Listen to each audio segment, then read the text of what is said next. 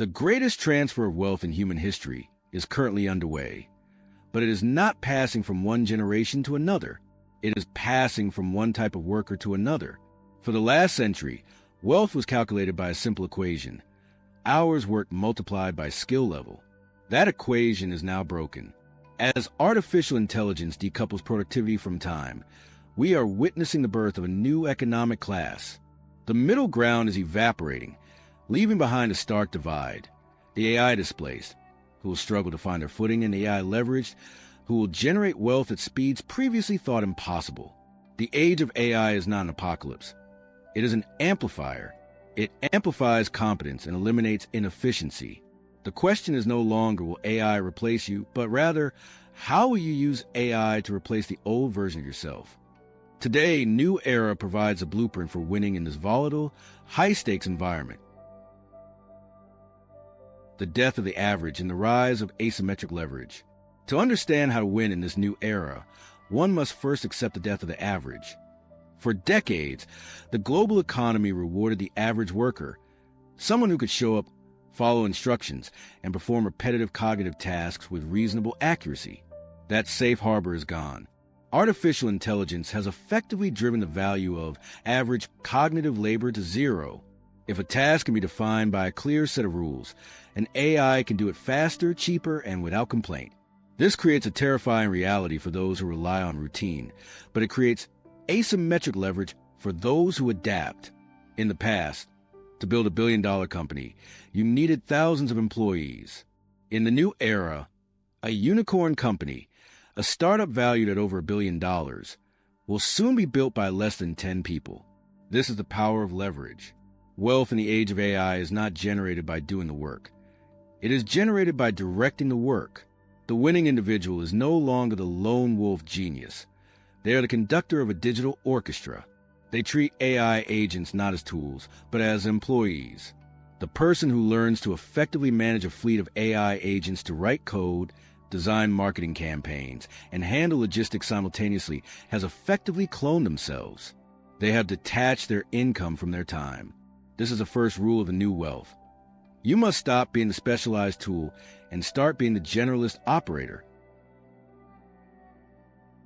The shift from how to what and why. For the entire history of education, we have been obsessed with the how. We spent years teaching people how to write a grammatically correct sentence, how to calculate a derivative, or how to write a specific line of code. In the age of AI, the how is becoming a commodity. The AI knows how to do almost anything technical. The value, therefore, shifts entirely to the what and the why. Wealth will flow to the people who ask the right questions, not the people who have the memorized answers. This is often referred to as prompt engineering, but that term is too small. It is really vision engineering. The winners of the next decade will be the curators and the strategists. When the cost of creating content, software, and media drops to zero, the volume of noise will become deafening.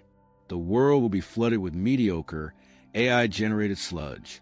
In this environment, the person with taste, the ability to discern quality, to curate the best ideas, and to verify truth becomes infinitely valuable. The new era of wealth belongs to those who can act as the filter. It is about having the creative vision to know what needs to be built and the strategic insight to know why it matters to human beings. The technical barrier to entry has fallen, raising the creative barrier to entry. The Centaur model, human plus machine. There's a concept in chess known as the Centaur. After Deep Blue beat Garry Kasparov, the world thought human chess was dead. Instead, something interesting happened. Freestyle tournaments emerged where humans played alongside AI computers. These centaurs, a human paired with machine, consistently beat both pure humans and pure supercomputers. The human provided the intuition and the long-term strategy. The machine provided the tactical calculation and error checking.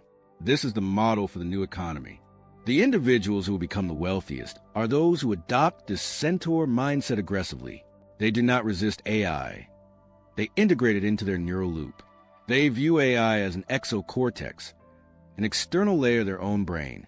When they write, they use AI to iterate through 10 variations of tone instantly.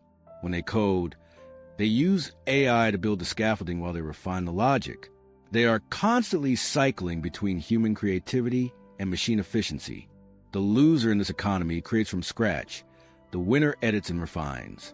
By starting every task at the 80% completion mark provided by AI, the Centaur worker moves 5 times faster than their competition. In a compounding economy, speed is the ultimate currency. If you can iterate on a product or a business idea 10 times in the time it takes your competitor to do it once, you win by default. The renaissance of the generalist. We were raised in a world that worships specialization. Pick a niche and stick to it. Jack of all trades, master none. The age of AI flips this wisdom on its head. Specialization is now a vulnerability. If you are a specialist in a single, narrow technical field, you are arguably the easiest target for automation. An AI can be trained on the entire corpus of case law or the entire history of radiology and outperform a specialist in seconds. However, what AI struggles with is context switching and connecting unconnected dots. The new era of wealth favors a polymath, the person with a wide range of knowledge across different domains. Because the AI handles the technical depth, the human is free to focus on the horizontal breadth. The most valuable worker is someone who understands a little bit of psychology, a little bit of coding, a little bit of design, and a little bit of finance, and can weave them together into a coherent product. This is skill stacking. In the past, learning a new domain took years. Now, with an AI tutor, you can reach functional competence in a new field in weeks. The winners will be those who constantly stack new skills, creating a unique combination that no algorithm can replicate. They will be the ones who connect biology with blockchain or architecture with storytelling. The intersection of fields is where the innovation happens, and AI allows you to stand at that intersection more easily than ever before. Emotional intelligence as the ultimate moat. As machines become more logical, logic becomes less valuable. As machines become more analytical, analysis becomes cheap. What creates scarcity in an AI-dominated world? Humanity. The things that AI cannot do, empathy, vulnerability, leadership, and genuine connection, become the premium products. We are moving toward an emotion economy. In a world where you can chat with a perfectly polite bot, a conversation with a real human who understands your pain, who can look you in the eye, even virtually, and make you feel heard, becomes a luxury service. Wealth will flow to those who double down on their humanity. Community building, sales, therapy, coaching, and high-level management are the new safe zones. But it goes deeper than that. It is about trust. In an era of deepfakes and digital hallucinations, trust is the rarest asset. Personal brands will become the new institutions. People will not trust a faceless corporation. They will trust a person they have watched, listened to, and connected with over time.